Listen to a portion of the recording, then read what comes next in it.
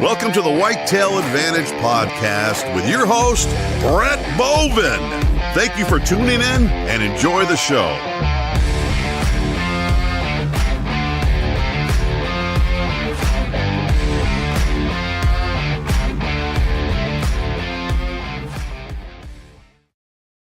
What is up, everybody? You want to know what's up? Let me tell you. What? How long have Squatch and I been on this show for? And yet it's always your picture up there with your deer. We got to change that. Yeah, I love my dogs and everything, but I do kill deer. Well, I need new photos then. I can't magically pull magical photos out of my fairy dust ass. You think you would just have a bunch? I sent you like a whole portfolio. Not only that, but I mean, like the host, Brett Boven, and his cronies, John and the Squatch. And the other guys, Brett Boven and those other guys. Yeah, it's not Michael Jackson in the five. I mean, it's the Whitetail Advantage. I mean, could you imagine? Could you imagine if Brett was like the Jackson 5 and he was like the best dancer? I can see that. What the fuck are you talking about? And he just grab his crotch and run around in his tree stand going, hee hee. Oh. That's what he does. Yeah, I do that at home all the time. I've seen him. He does it at home a lot. It sounds like a red squirrel. What was it the other day? Ah, fuck, I can't remember. It's like some bird that was annoying the shit out of me. I just kept hearing it go screek, screek, screek. And it was annoying the shit out of me. You ever just go out in the woods? Podcast. Yeah, well, you guys cut me off. I was trying to say, hey, welcome to the show. People know, man. If they're watching, they know. There's maybe they're listening, they know. There's maybe 2.5 people watching right now. Yeah. There's 2.5. There's a couple people watching. A couple thousand people that might turn in and listen to on the audio version. Maybe. The audio is better because they don't have to see us. Yeah. They can use their imagination. I'm probably averaging 995 more people than actually really happens. Hey, whatever. It's reality. There's only maybe only like 5 people that really listen to our show. That's okay. That's still good. And we ended up with a blind guy, and he just wandered. He just was like thumbing through the pages of the YouTube and found us. Yeah, his algorithm fucked him on that one. Yeah, no kidding. I mean, he saw it through Braille. Sure, that somehow did it. He didn't just stumble on our show. For some reason, he still knew you were a ginger from Braille. I don't know how that works. No, that's what it was. So I was out there hunting a couple weeks ago, and this fucking woodpecker would just kept going off. And it just kept going. And then what happens later is I think it was like a crow or something. Like every 5 to 20 seconds, it would make its noise. And I'm like, you son of a bitch. I don't know. Do you guys get annoyed by birds? No, actually, I don't. I just get annoyed by it sometimes. It's kind of annoying when it's just repetitive. See, I used to get annoyed at stuff like that, but then I got a divorce. Hey, did you see who's in the comments? I see a comment. Yeah, man. Twinkle Toe Hunter. Twinkle Toes Outdoor. Yeah. The Twilight Hunter. He said NVA day 1. Jet lag is legit. Buddy killed a buck today. We packed out of a hole. Wow. We packed out of a hole. Storm coming in, super windy, and no deer tonight. Yeah, he's probably down in a hole. Like down in a hole. Congratulations. Not to you, to your buddy, because apparently you didn't get a deer yet. Twinkle Toes just helped him. He did a good Twinkle job. Toes. That's what retirement does to you. Yeah, that's right. Well, he's close to retirement. Oh, that's right. He's close to retirement. He's got a couple months left. But mentally he's checked out. We know. Oh, yeah, mentally he's done. Yeah, done. D-U-N, done. Mentally he's like, fuck this. He's burning up his sick time. Side note, did you guys see? So I know Squatch is not happening to you right now. It's snowing outside. It's Sunday, November 9th. Wow. It's snowing right now. Don't laugh now. I've got about 2 inches outside here. So You're used to that. I was going to say. That's an inch longer than what he's used to, actually. Mm-hmm. The only reason I know is because I measured it twice. Little round imprints in the snow where you dug in. That's right. It's more like just little dots. My belly got cold. Yeah. I can't believe it. Usually it's been like the last 2 years, it's been like 70s. Dude. But it's all right. It's going to warm back up, man. It's warm. It's going to get back to 55s and 60s here next week, probably. Yep. But I think this is the first snowfall I've seen this early. And I want to say probably a good handful of years, maybe. Exactly. What's the measurement of a handful? I'd say 6 years. Because I remember growing up, hunting season, for me growing up, it was November 15th. That's when gun season started. Yeah. And every year there is snow on the ground, regardless. Like there was lots of snow on the ground. Well, I'll say this. In the most recent of years. Oh, yeah. In the most recent handful of years. The last 15 years, we haven't had snow like this. No. No, we're actually getting lake effect is what we're having. So it's nice and sticking to the ground, and it's weird. I don't know. Just weird. Kids must love it. They do. They do. They love seeing the snowfall coming. Yep. So hopefully they come out. Yeah, Shane's on. What's up, brother?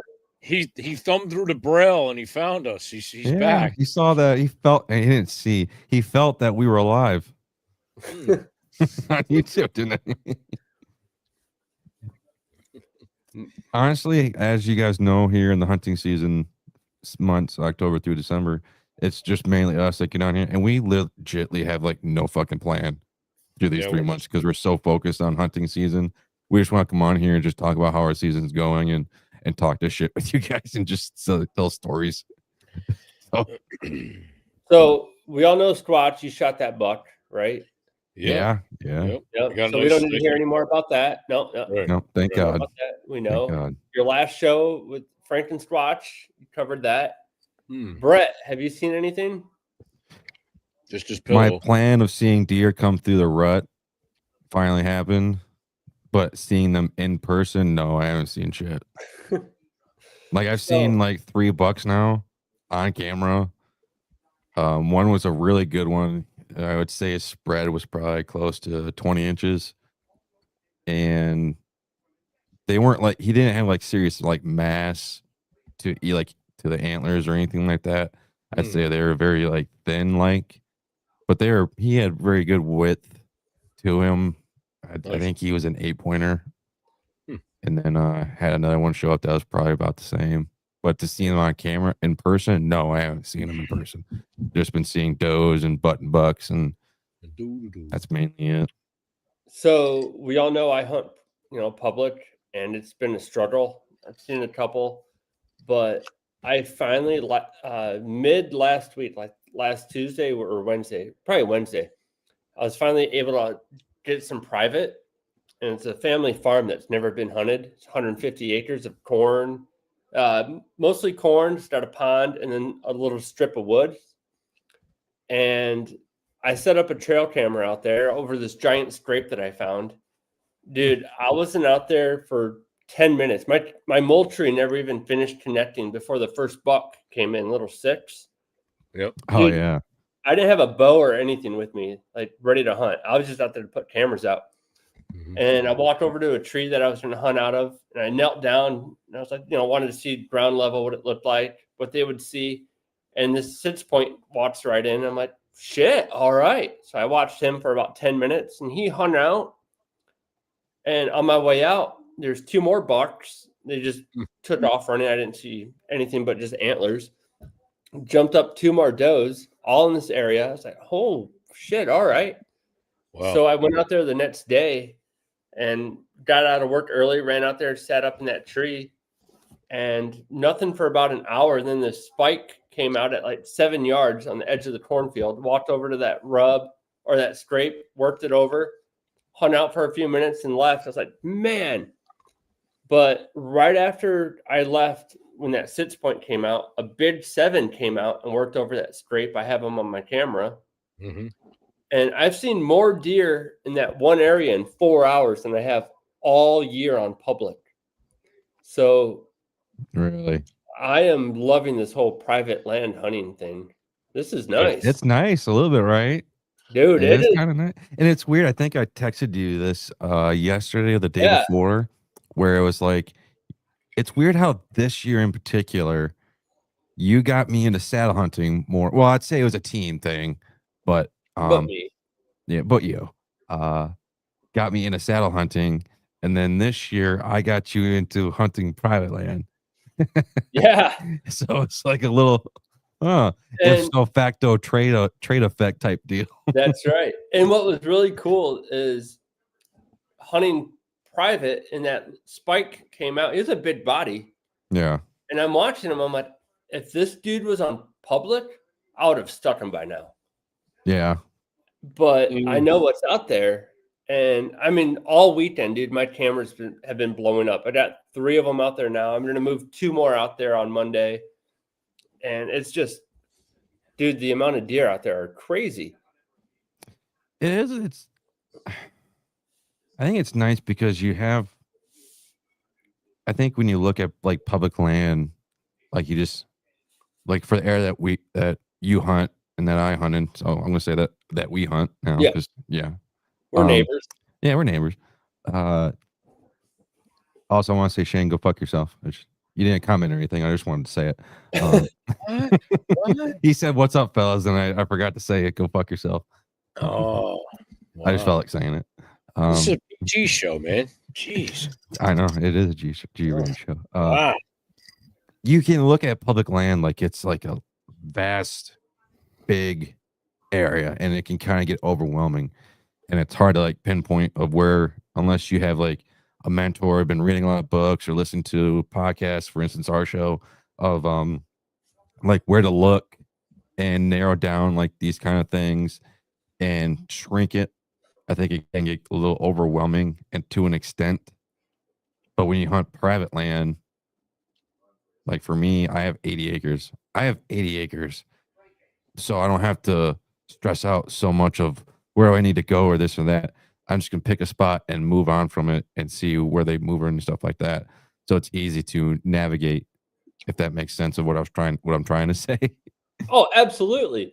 So basically what you're trying to say is you can manage it better. Yeah. And that's what I've noticed, because hunting public for so long, I've shot some nice deer out of public, but I've also shot deer that I would never shoot now on private. Mm-hmm.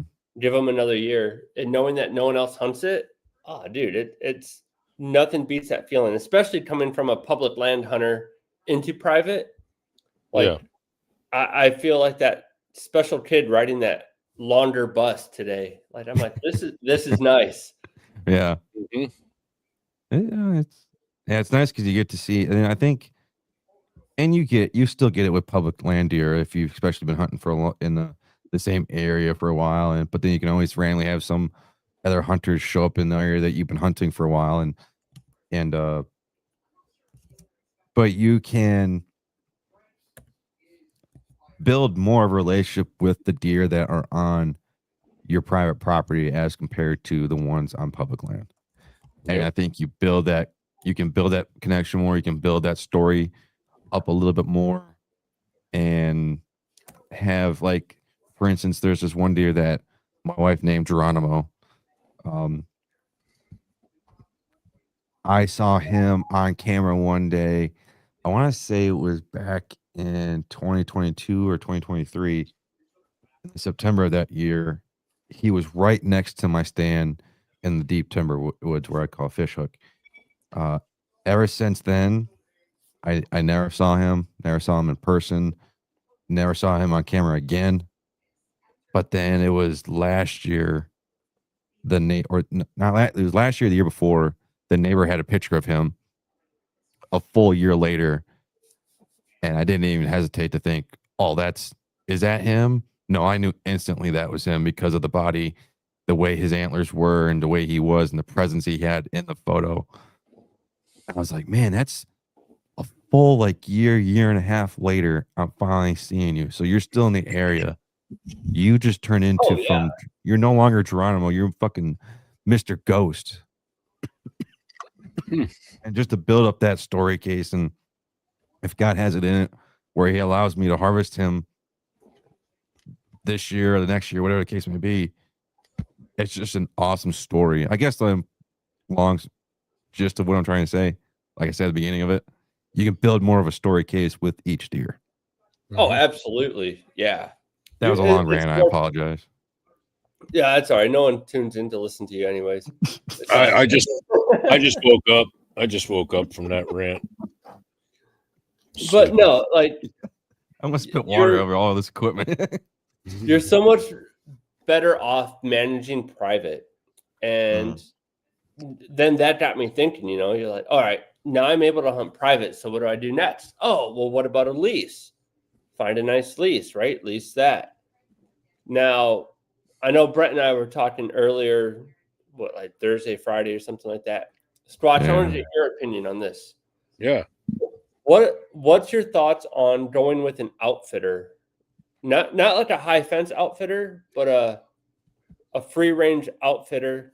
I have a buddy who owns one in Kentucky, and then another buddy who owns one in Texas. Okay. And they've been trying to get me to come down there and hunt.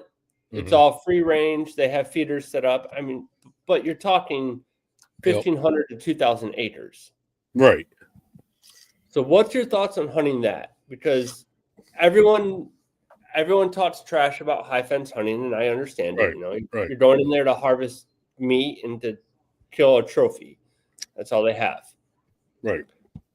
But what's up with, or what's your guys' thoughts on an outfitter? Well, we all know. I have mine. You can go first, Adam.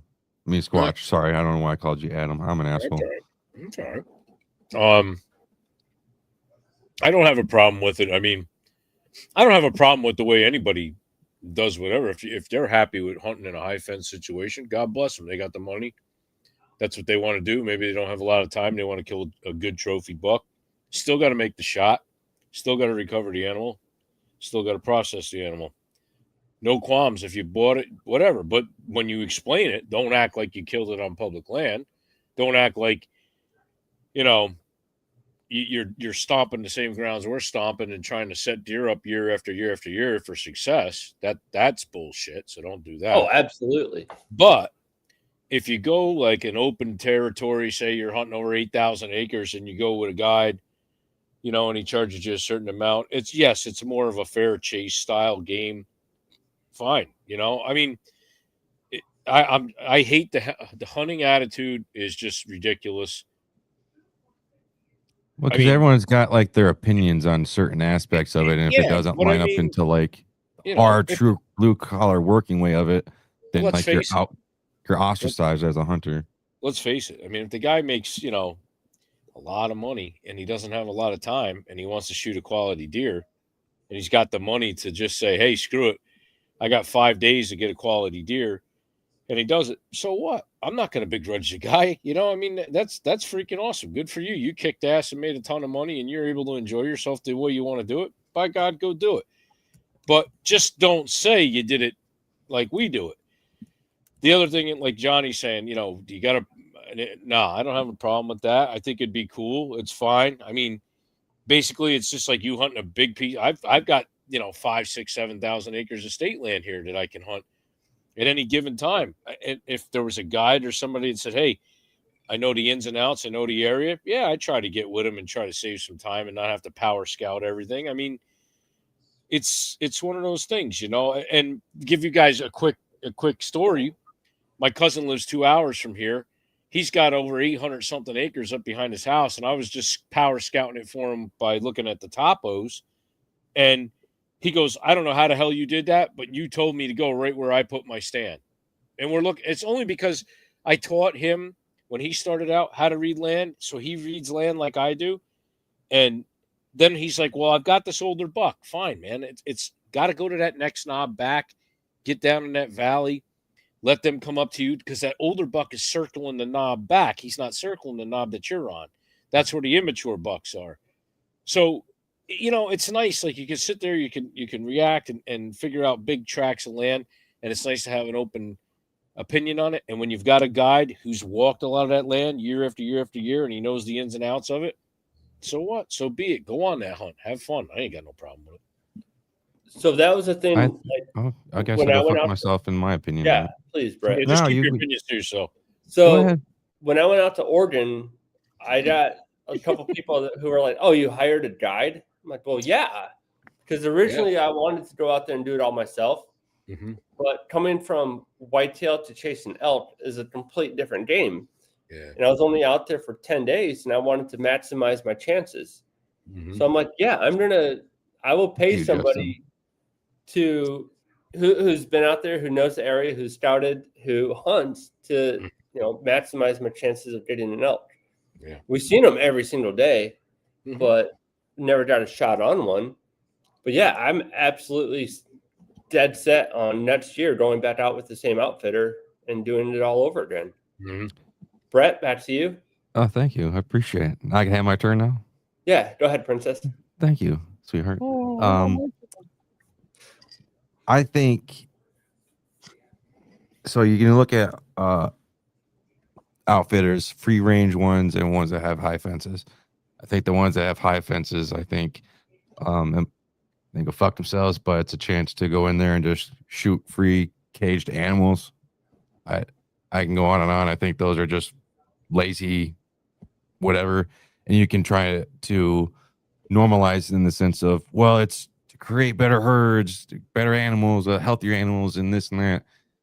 That's fine. If that's what you want to do, go do it, and you go hunt there. You actually have all the right to go do it, but I think if you're going to go there and do that, I think you're just lazy, in my opinion. And with the free range ones, who doesn't like? If we have a buddy, like I have a buddy in Illinois, I want to go hunting down there so bad. How is he any different than a outfitter where I'm asking him to, hey, can you help me set up where do I need to go, this and that? He's no different than an actual outfitter. I'm just not paying him. That's the only difference on the core root of it all. I mean, we're all trying to max. To this now. I'm like, damn, I'm gonna have to charge him. Yeah, exactly. Like, there's no difference. And then, like you said, Jarno, you said perfectly. You only have X amount of days to do it. And most of the time when we go on hunts, let's just say a general rule, at a minimum, we have a week. You have 5 to 7 days to get that hunt done. Yeah. And you're doing everything you fucking can done. You're doing everything you can to try to make that, let's just say at a base $2,000, to make that $2,000 roughly worth it. Otherwise, you just pissed away $2,000. So that's pretty close to what I paid for my hunt for my guide. And walking away from not harvesting an elk that season, dude, the knowledge that I gained from it was worth more than that. Mm-hmm. I'm like getting out there, getting the experience, having that knowledge handed down from the guide, and just like being out there, dude, they could have charged 5 times as much.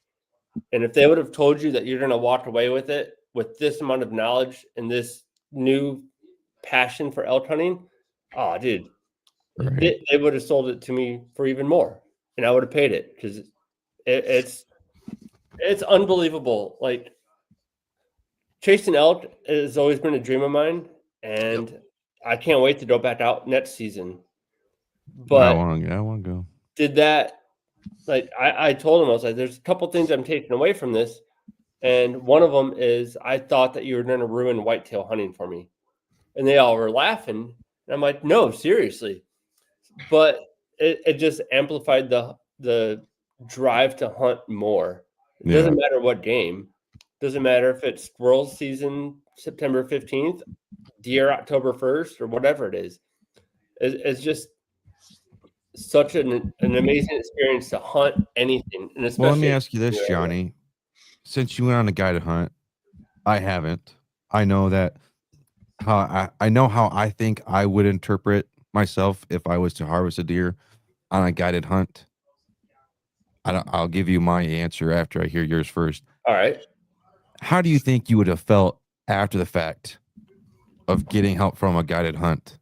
Dude, if you harvested a deer? Would you feel any different? Would you feel slightly like I got this deer, but did I do it all like on my own? Like, dude, how do you think you would have felt about it? after seeing my guides busting their ass, doing everything, and then me keeping up, and like, you know, I'm up in the mountains in Oregon, going from flat ass terrain Michigan, Mhm. and they're busting their ass trying to find you an elk because that's what you paid for. And they're massive elk hunters as well. So like they're like us, right? When we take kids out, we want to see them succeed. We're gonna put them in the best possible spot to be successful. Yep. And that's what my guides were doing. Mm-hmm.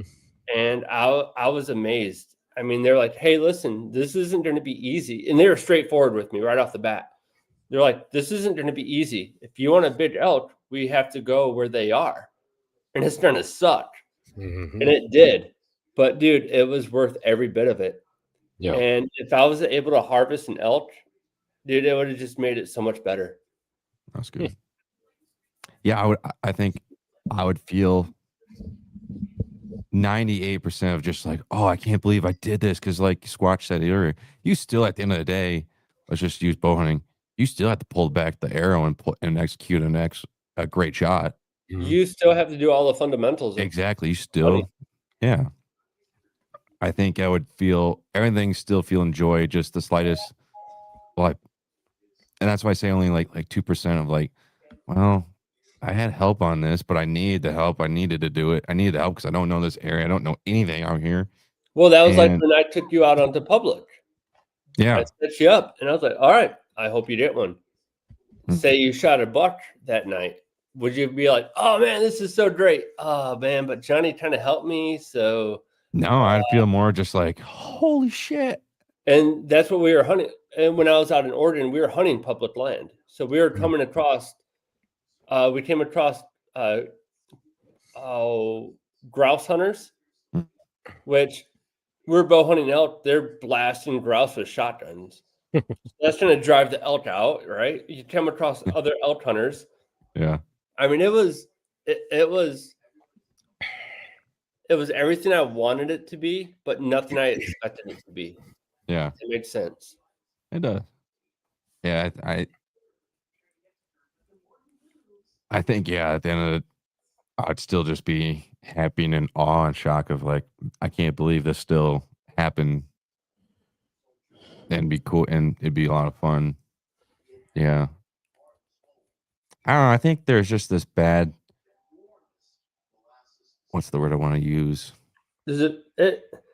Bad taste or bad Yeah, I'd say stigma it's a bad around taste in some people's mouths about to say- outfitters and stuff like that. Because I know I've said before, like a lot of outfitters these days are just buying up a lot of land and taking away from public land hunting and giving less opportunity to force you to try to go to these places to hunt. I think that's part of it too. And the stigma around, oh, you went and bought your deer type deal. Like for instance, that one deer that has like the new world record of the biggest whitetail we talked about on the show, where it was like 1,000 inches plus. Oh yeah, that genetically modified fucking deer out of like, I think it was Missouri. I don't remember. I think that's a load of shit, honestly, still. But I think that furthers the stigma around, oh, you're just going out there to pay for these deer. That all these people do is you're paying for people to set you up in the right spot. That did all the work, and all you do is just pay them to go hunt these deer. I think that, along with it, all is a stigma. Yeah. oh yeah, it absolutely is.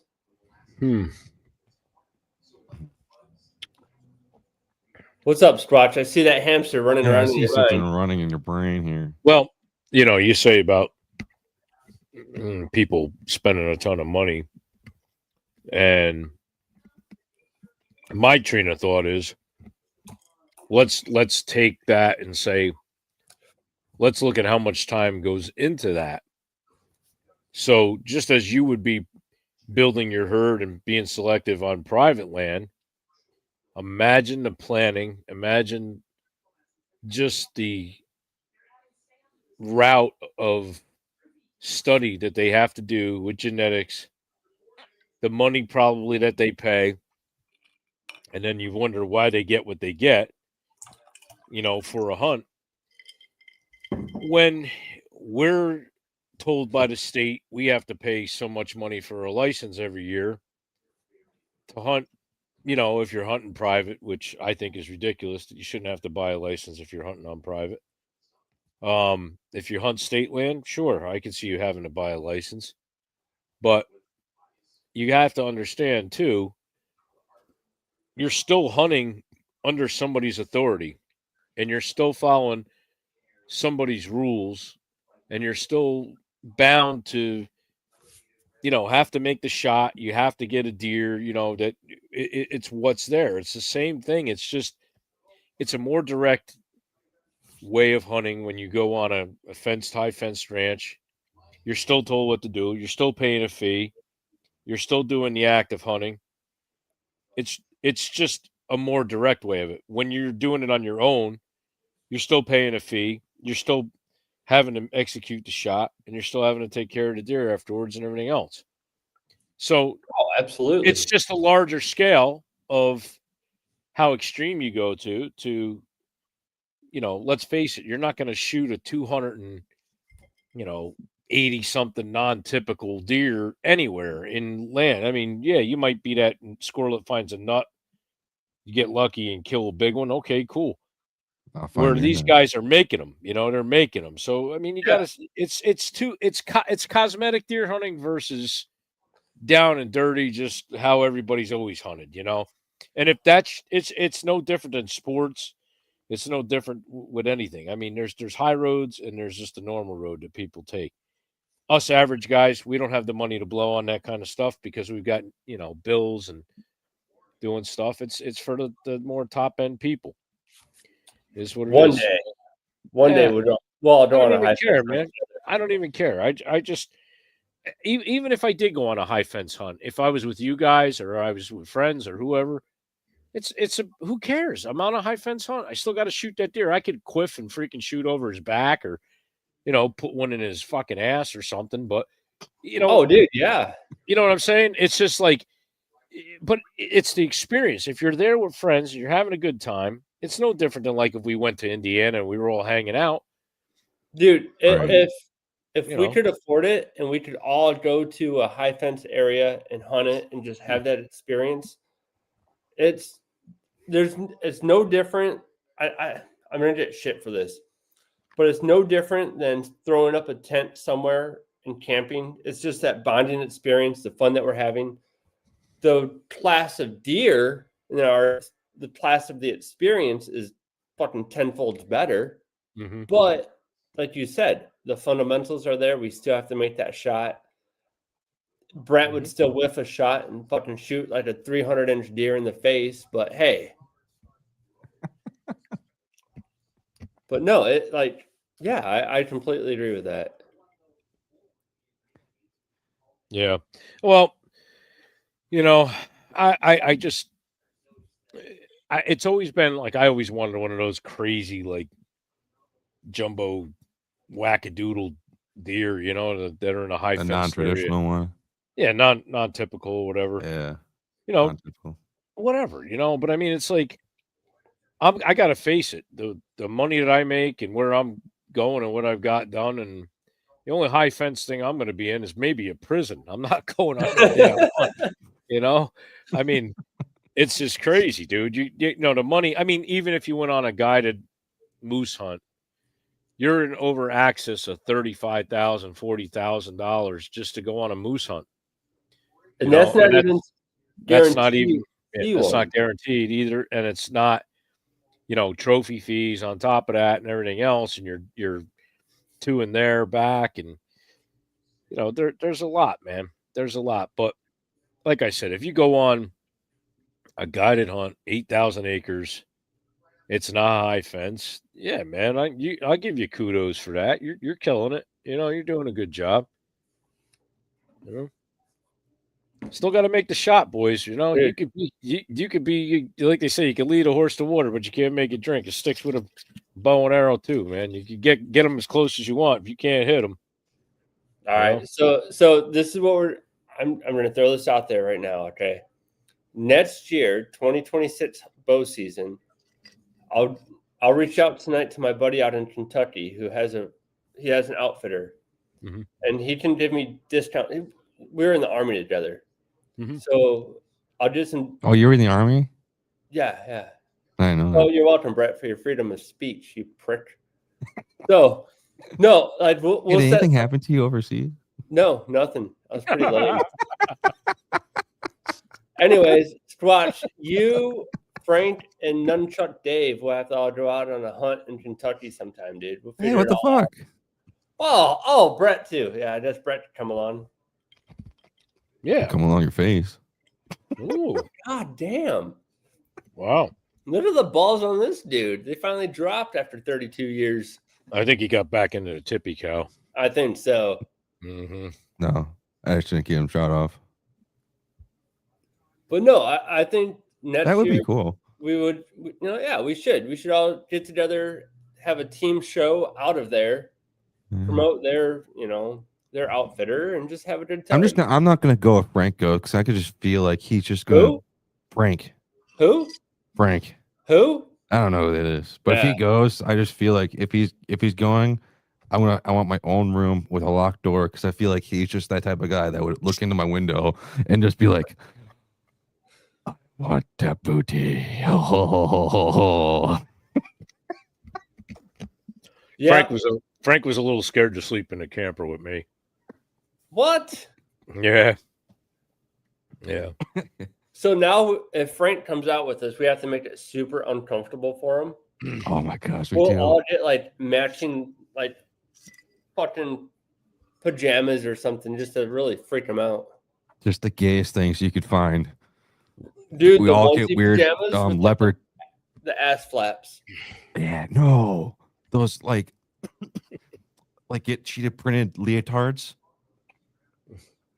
Dude, I'm worried, man. You came up with that idea pretty quick. Right where that one, so that on the right, it comes up right between her ass cheeks, and we're like, "Hey, Frank." I don't know where this shit's coming from. He would be so down. He would, you got to remember, he's a pretty boy from Jersey, man.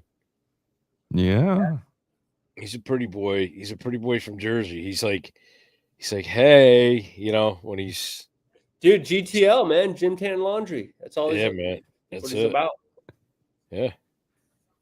But, yeah. So, I was looking into drones, thermal drones. Those are cool. Expensive as shit. Boy, are they. Holy shit. Like $5,000. No, come again. 7,900, $8,000, $10,000. No, I'm saying like a cheap one. Yeah, but it's gonna suck ass because I bought a cheap thermal, monocular to watch, coyotes come in, and it works okay. My cousin spent like another $500, and that effing thing is phenomenal, dude. So with thermal imaging, you get what you pay for, definitely. Oh yeah. But I was watching a recovery on YouTube. One of the public hunting guys cracked a nice buck. And a friend of his actually had one. It was a DJI, really, really nice.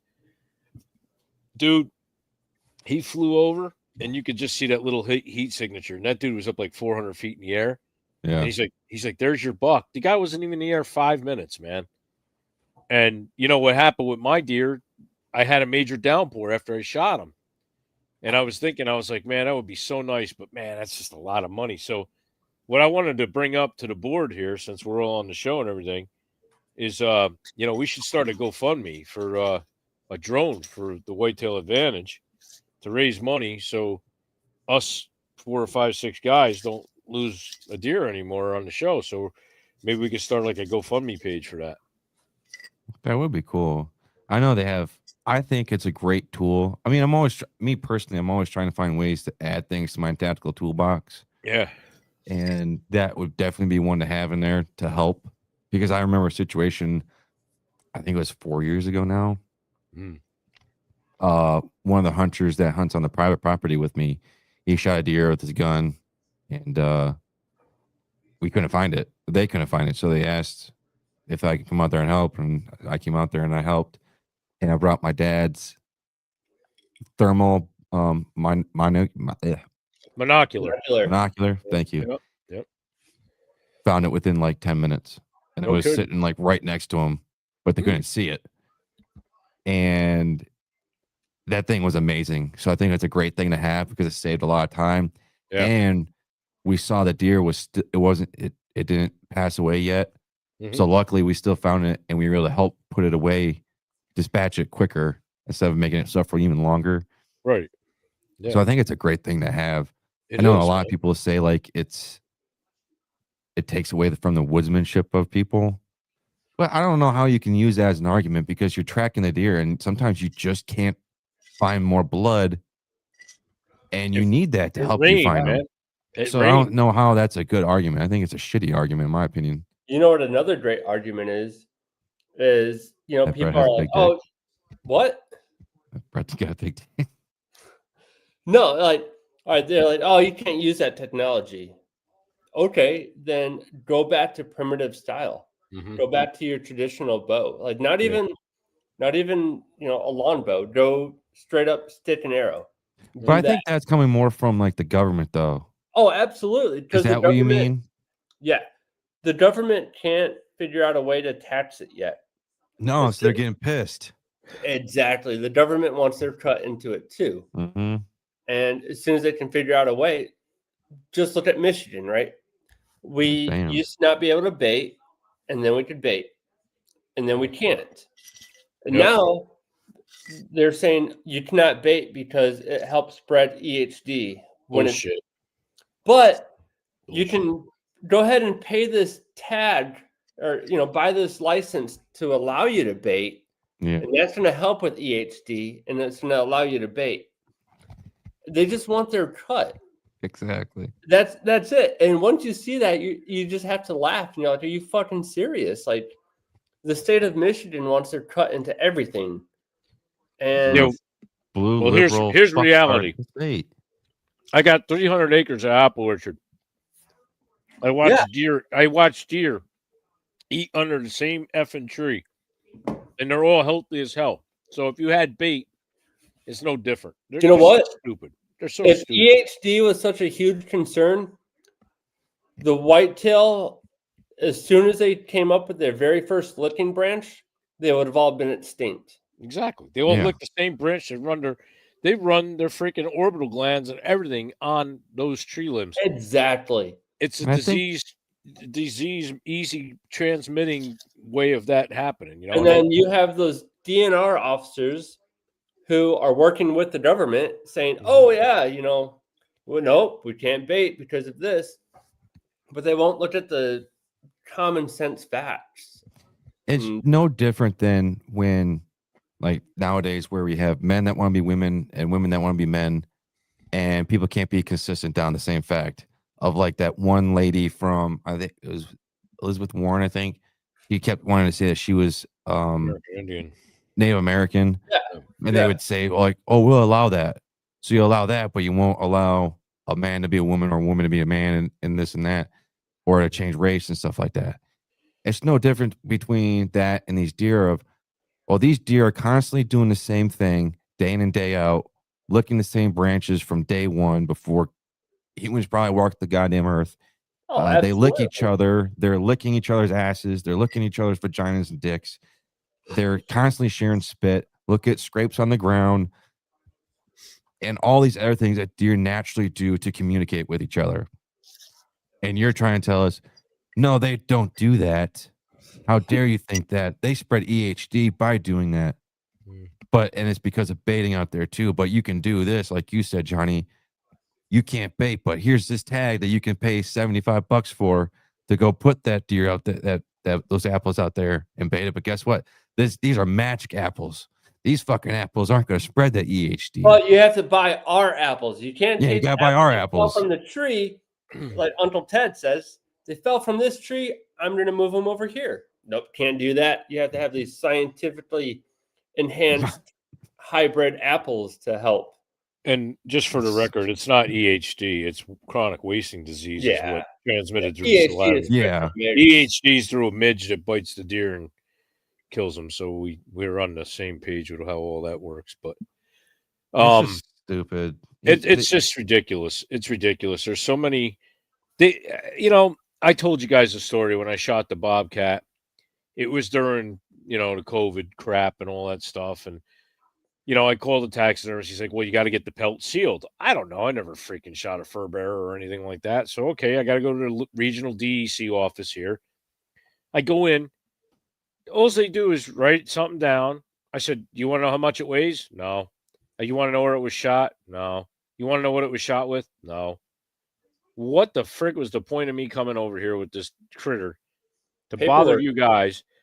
You just wanted to have a seal on the pelt, And it's like these stupid things. And it's like, it's so ridiculous. I'm like, take some information down about the biology of how old that critter is, how it died, where it died, what was it a male? Was it a female? They didn't want nothing to do with it. I'm like, holy crap. And then to top it off, he was going to run the freaking tag to its ear. I said, you put a hole in that deer's ear or that bobcat's ear, I'm going to be pissed. Put it down there on its foot somewhere. So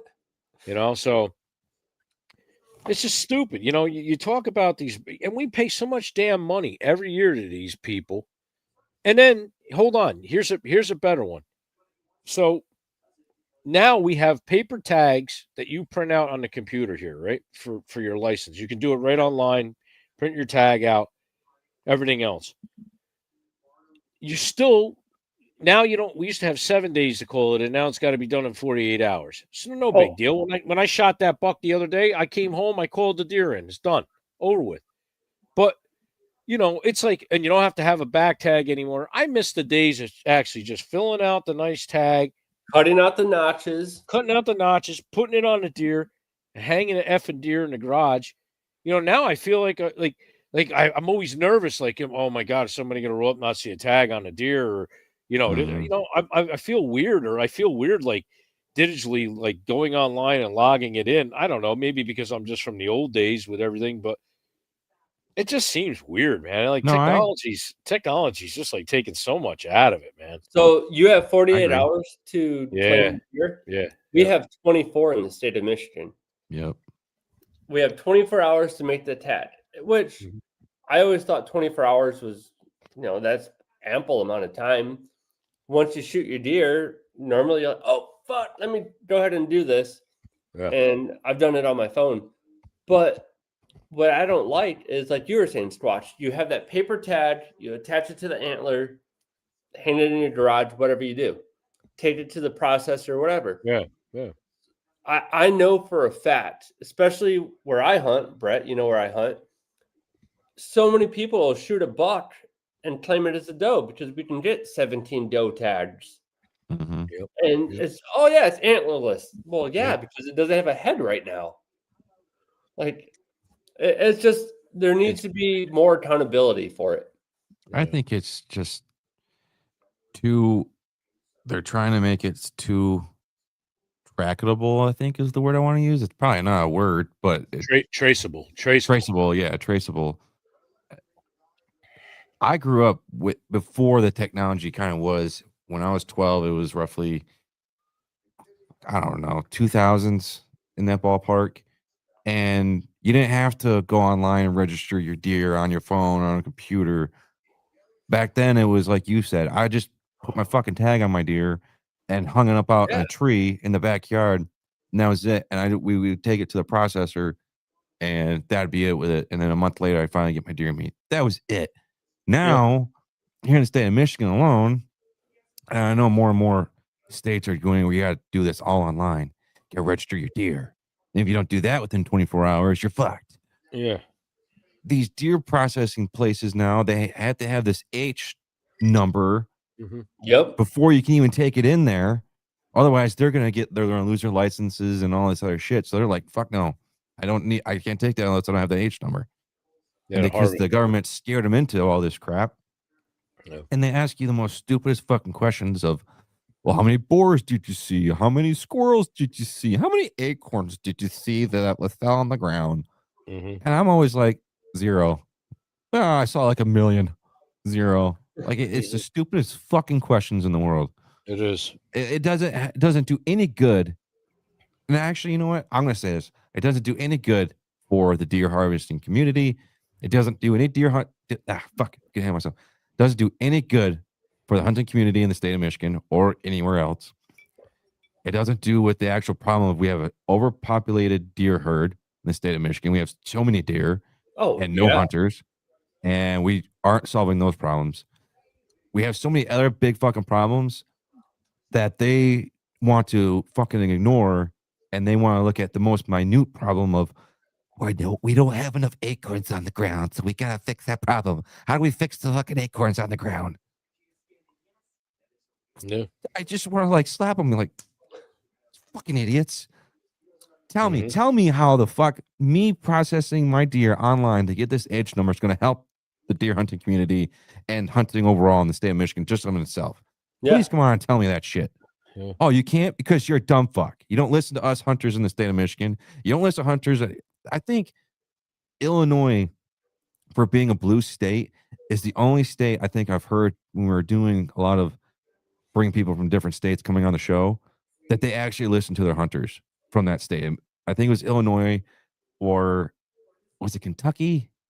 Kentucky. I don't know. I want to think it was Kentucky too, or maybe it was Maryland. But they listened to their hunters.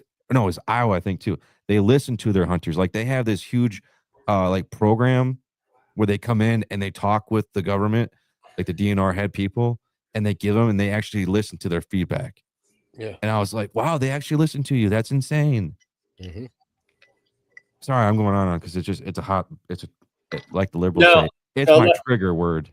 Oh, Jesus God. Jesus God. I know. I use that word. Let me say this though, because we're talking shit on the DNR in our state anyways, Brett. Mm-hmm. But on the same note, this year during the Liberty hunt, originally it was supposed to be just antlerless. Yeah. It was only supposed to be one. So I called the DNR to verify, hey, is it antlerless? Is it both sacks? What is it? They told me what it was. You can shoot either deer. And then jokingly, I said, all right. And, the lady's like, oh, is there anything else I can help you with? Jokingly, I was like, yeah, can you tell me where the biggest deer are in my county? And she laughed and she's like, well, what county are you in? And I told her, and no shit, they told me the best spots on state land where to hunt, because that was on record. Yeah. And I was shocked. I didn't believe her because, we talked so much shit on the DNR, and we talked about all the negative stuff that they're not doing for the hunting community. Mm-hmm. But just to reach out to them and be like, hey, listen, this is where I hunt. Is this a good spot? A lot of the times you got the guys on the ground that are like, yeah, that's a decent spot, or no, that's horrible. I would hunt this area. Mm-hmm. So it's, when we do talk trash, it's about the higher ups who have so far been disconnected from the hunting community that when you actually talk to one of the everyday hourly paid people, mm-hmm. They're all about it. And, they want to help you succeed. And I was so shocked and surprised when she answered my question of, hey, where should I hunt? Like, where's the big deer, And they were telling me, and I was like, man, like, this is awesome. I never expected that. So all the shit that we're talking about, the DNR, they do provide a service, and you call out, reach out to them and ask them. The worst case they can do is laugh and say no. Yeah. Well, actually, the way I heard that story went down was they said, hold on, we got to connect you with the operator. And it was Nunchuck Dave on the other side, and he told you where all the big deer are because he knows where all the big deer are. He does, and yet he doesn't hunt them. I know. Which Nunchuck Dave, if you guys don't know, is our, he used to come on here quite a bit, but yeah, he sees them. Rumor has it he sees them. Hasn't got one yet. Passed up on one because of whatever unknown reasons. I say he forgot his release in his truck, But I think he just lays in his own bed and looks through binoculars Oh, that and could does this be. number. oh, He sees him there on it his is. camera too. That's how Yeah. he sees Oh, them. yeah. Yeah. I had so many other things I want to say. Like, yeah, What's up, I don't Buttercup? know. What you thinking? I saw this video and I think I sent this to you guys, and I just want to, like, here in the hunting community, the hunting content world, I don't know. I don't know if I'm ready to say it. I just want you guys to know that we love you guys. We want to say thank you to everyone that's fans of the show. I personally can't say thank you enough. I feel like I oversay it. But we love the support that you guys all given us from the start, from this to now.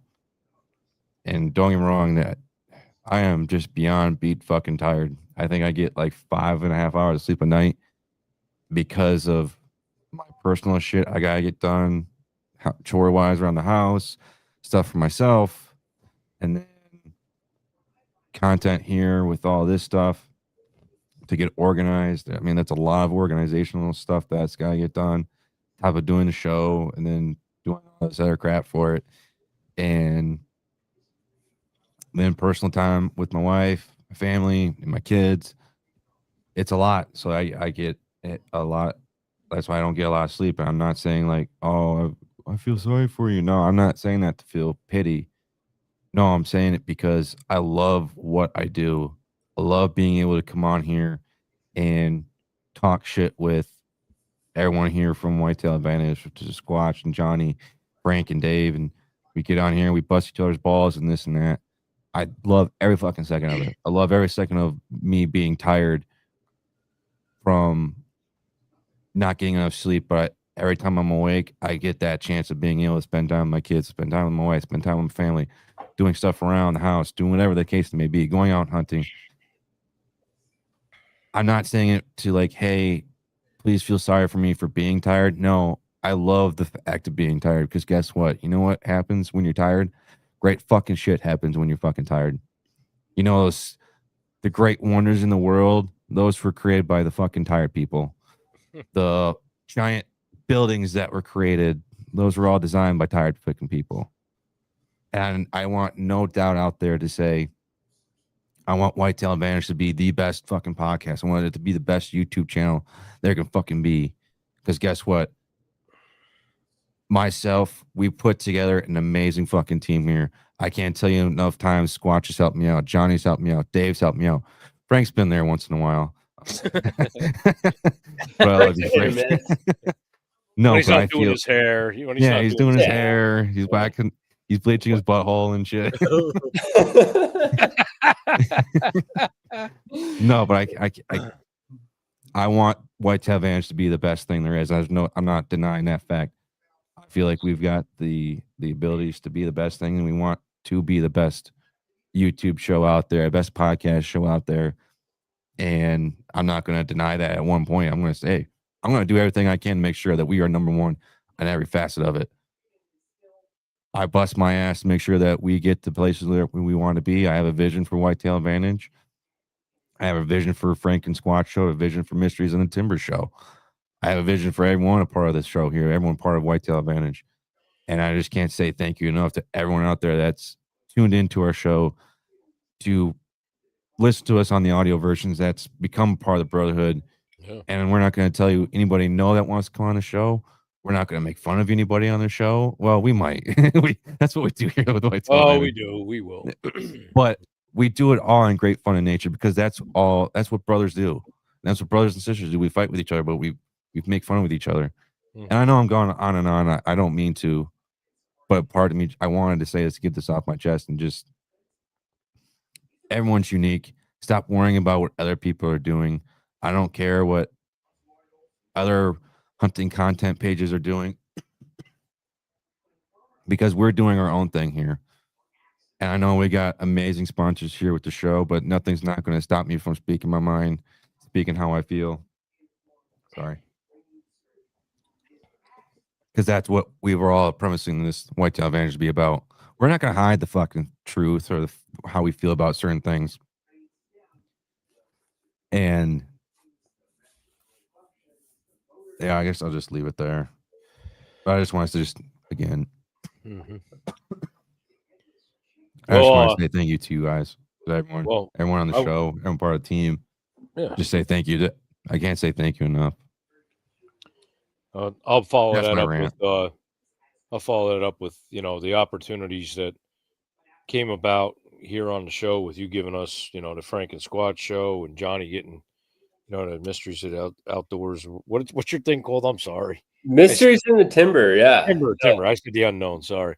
But which I listened to. I did listen to the other day at work and was picking on you a little bit about the Michigan Triangle, the Michigan Triangle and all that and the shit. Gingerbread Man. The Gingerbread Man, all that crap. The But, Muffin Man. it's the Muffin Man. The Muffin Man. But stay tuned on November 18th. We will go into the Muffin Man. Yeah. But no, I mean, it's really good, man. People are listening. I've gotten very good, commentary on what we're doing, and people are listening. They like it. And it's a good thing. We talk to each other every day, guys. Give you a little bit of backstory. We actually communicate early in the morning to each other till all hours of the night, sometimes in the middle of the night, whatever. And you can't just do that with certain people. It has to be the right bunch of people. And I think it shows. It shows the way we interact with each other and how we get along. And I don't look down on anybody. We have our fun. We pick on Brett, and we'll joke around about Dave and me and whatever. We can dish it out and we can take it. And that's what men do, and that's what this world needs more of. It's none of this bull crap with oh, I'm offended. I can't take that, or somebody said this that doesn't make any sense to me, and blah blah blah blah blah. There's enough of that crap in the world. But we need alpha men back. Yeah.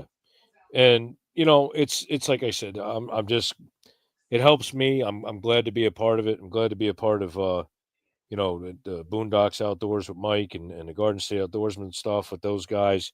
I'm glad that we were able to figure something out where everybody was in agreement to let us do our things, and we don't forget our brothers over there. We always mention them and give them kudos too, and that's how it should be. It's how it's supposed to work. So thanks everybody. Thanks for your support too with following me. I just got a new video out with that hunt that I killed my 8-pointer on. It's on my YouTube channel. So check that out. But that's it, man. That's all I got to say. Johnny, do you have a rant by chance? If not, it's okay. Man, I don't. I really don't. I got a bottle of whiskey and a glass of ice. What is it? Buffalo Trace. Oh, okay. I couldn't see it when you were whipping it around. All right. Yeah. Yeah. Good stuff. That's good. That's not bad. But no, I guess I don't really have a rant. That's good. That's okay. Maybe you can get one rant on your show. Oops, I'm sorry about that. I put my quarter on my computer there. I just realized slot machine? I put my slot machine in there. I put my quarter in the slot machine. There you go. I just realized. What? So our show, Whitetail Advantage show, used to be every Sunday and Tuesday. Yeah. Now it's not. We're only doing Whitetail Advantage shows on Sundays at 8 p.m. And every other Tuesday, it's going to be the amazing Frank and Squatch show or Mysteries in the Timbers. Yeah. You're only going to see me once a week now.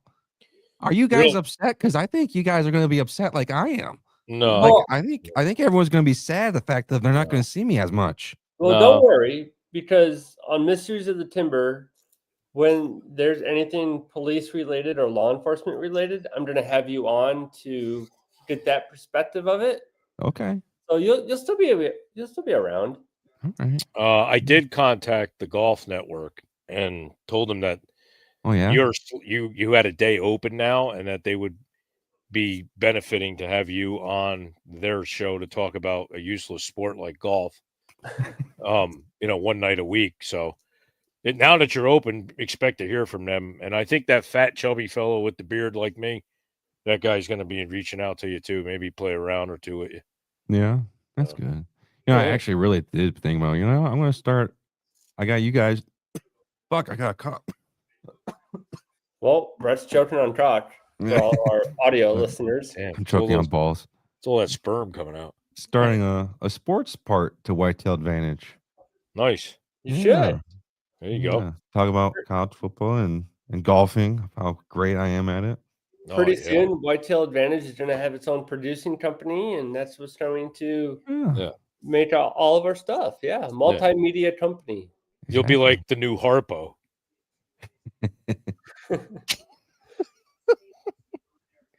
Well, everyone, again, I'm not going on a rant. I just want to say, I'm going to leave it this way. Thank you to everyone, every parts of everything. Just thank you. Yeah.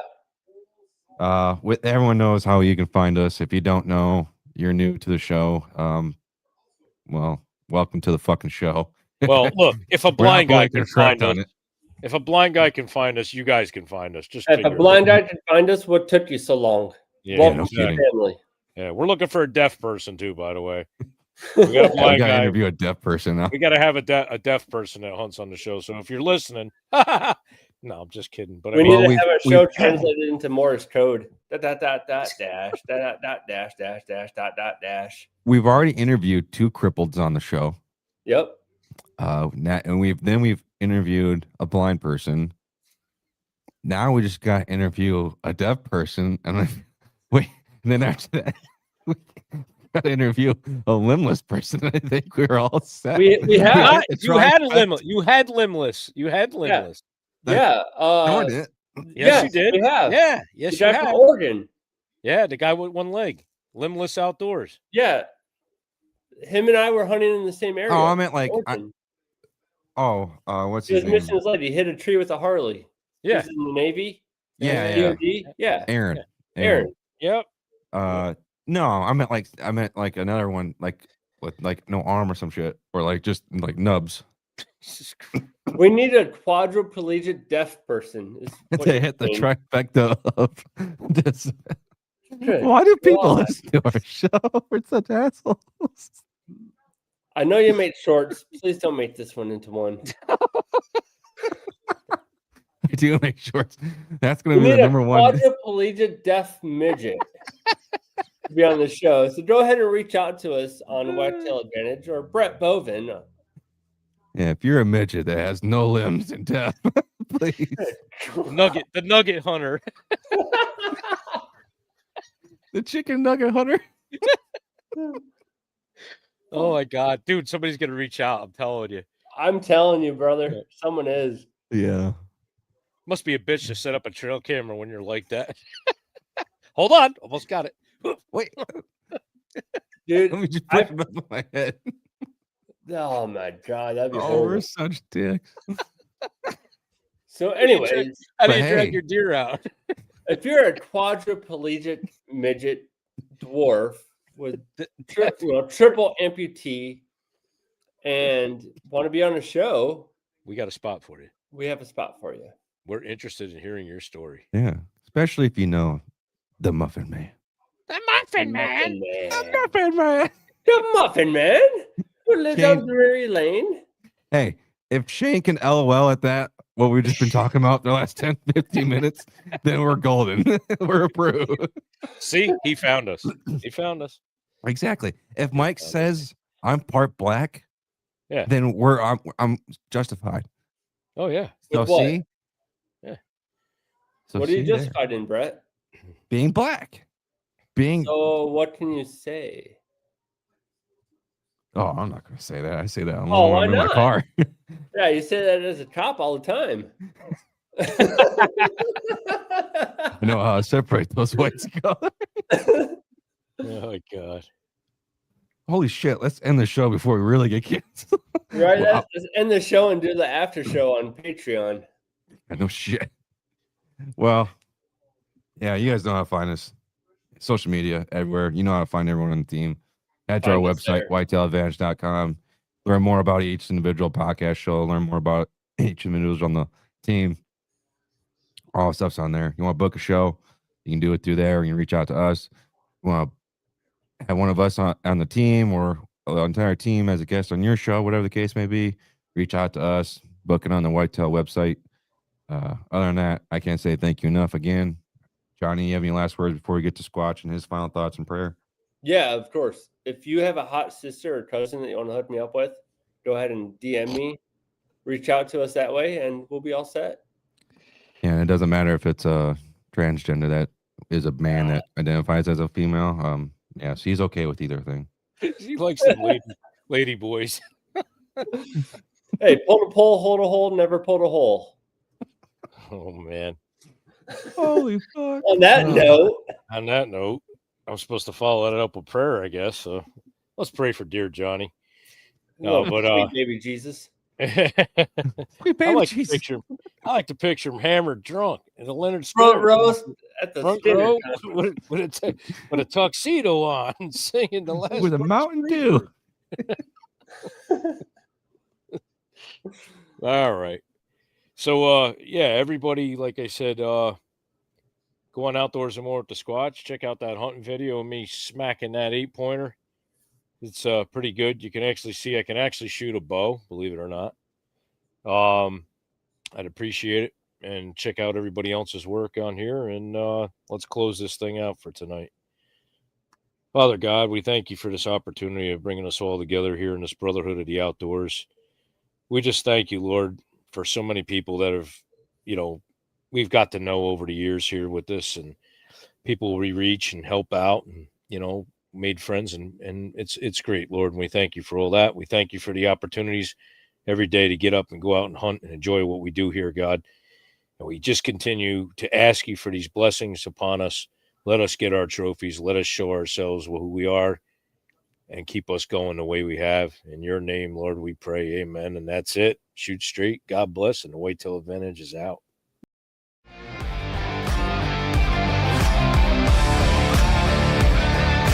Thank you for tuning in to another episode of the Whitetail Advantage podcast. We hope you enjoyed the show, and we will see you next time.